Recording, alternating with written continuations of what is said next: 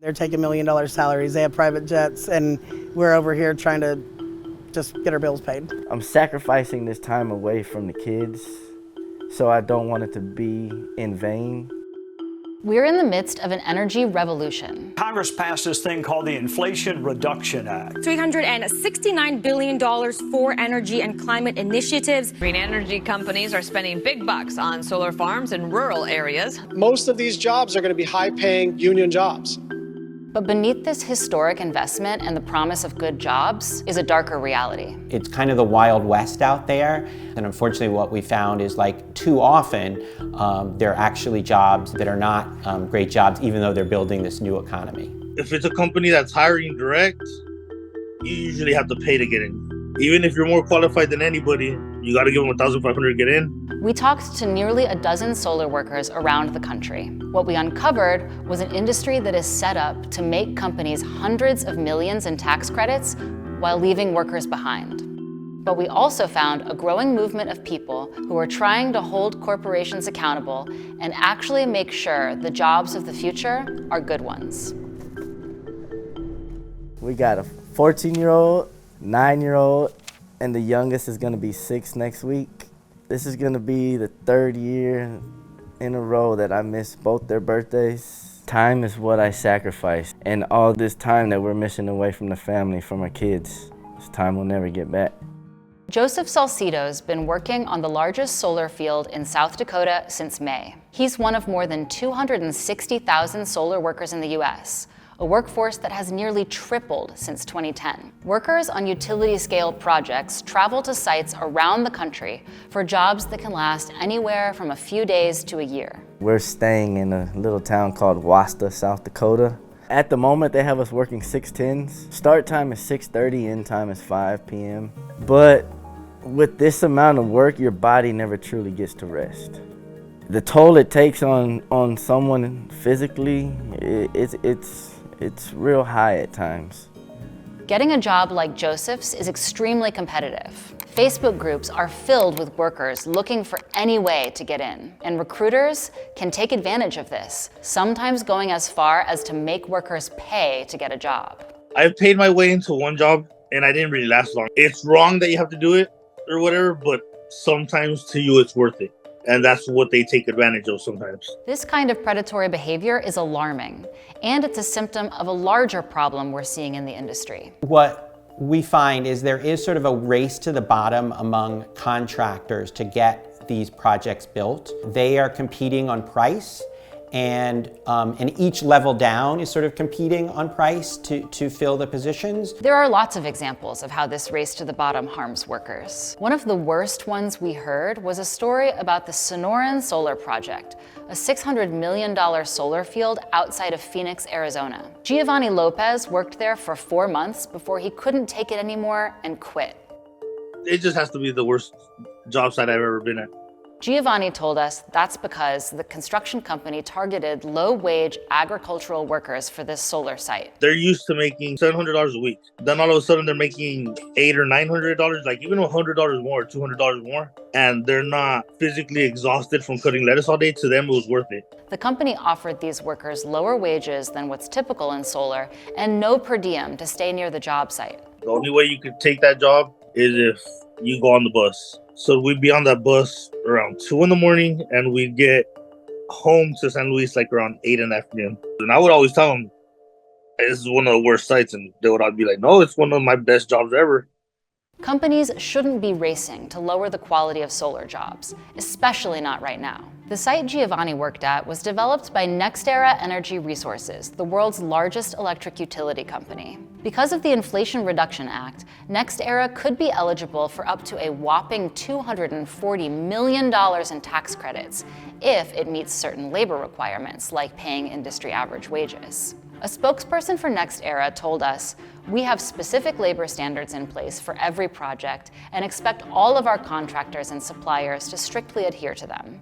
But we don't know exactly what these standards are or how NextEra is making sure they are enforced." I think there's going to be a lot of need for the federal government, the Biden administration in particular, to make sure the jobs being created are good ones out of the Inflation Reduction Act. More accountability and transparency is certainly needed, but there's still the question of who exactly is responsible for making sure these are good jobs. And the way the solar industry is set up can make that tough to figure out. Each project is owned by a developer who has an agreement to sell the electricity to a utility company.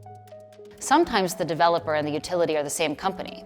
Then the developer will hire a contractor who is in charge of finding the workers to build it. And that's where things can get complicated. The problem is that the temp agencies are, right now, they're taking the good paying part of the job away. Contractors use temp agencies to find workers for solar jobs and hire them on a short-term basis. Annie used to work for People Ready, a temp agency that operates in the construction industry. She says that temp agencies have an incentive to keep labor costs low. So the difference between what the worker actually receives and what the client actually paid is where People Ready is able to skim that and make their profit dollars. But low wages aren't the only issue. Temp agencies also don't offer workers any job security. I worked with BHI. They hired 90 people. They brought in people from Atlanta, Texas, Nevada, everywhere. We worked for 2 weeks, 2.5 weeks, and then they fired all 90 people. They're let go with like a $1,500 check when they had just paid rent, drove all the way over here, brought all their stuff, and then there's no explanation. There's nothing. Some of them didn't even have enough money to go home. Annie ultimately left People Ready because she disagreed with how the company was treating workers. For a lot of these workers, this is our life. This is what we do. We're very close-knit, and People Ready, they want you to be as far removed from the worker as possible, and that's where that wasn't a good fit for me. The thing is, the industry doesn't have to be this way. The question that I'm asked a lot by those people that I have worked with over the last few years is, how do we get into the union? Personally, I believe a union would be a great thing for the industry, for the people working in it. Give us a bit of peace of mind to know that there's somebody there that'll have our backs. Roughly 20% of the utility scale industry is union, mostly in blue states. But since unions operate on a local level, they aren't always helpful to solar workers who are traveling around the country. I was going to join the union myself, and they always made that option available to non-union members, even people not from Indiana. It truly wouldn't have made sense to join it, because if I'm all the way in Texas, how can that union local truly help me to find jobs all the way over there?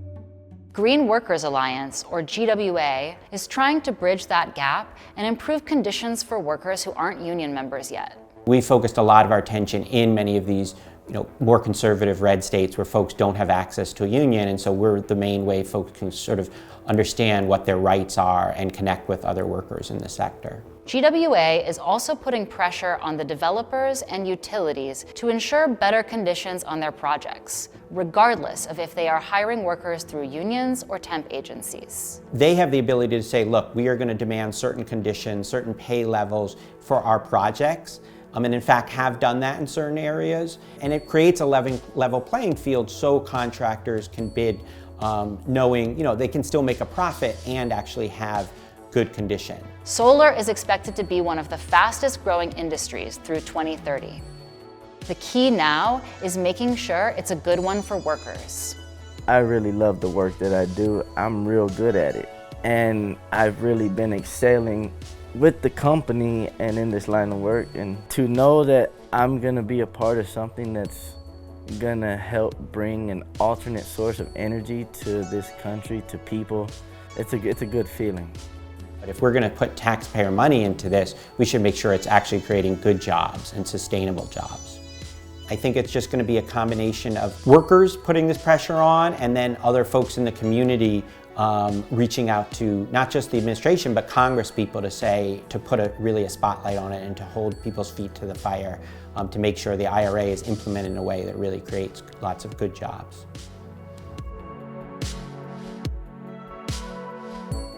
Thanks for watching, and as always, don't forget to like and subscribe to see more videos like this one. And if you have ideas for what stories you want us to cover next, drop them in the comments.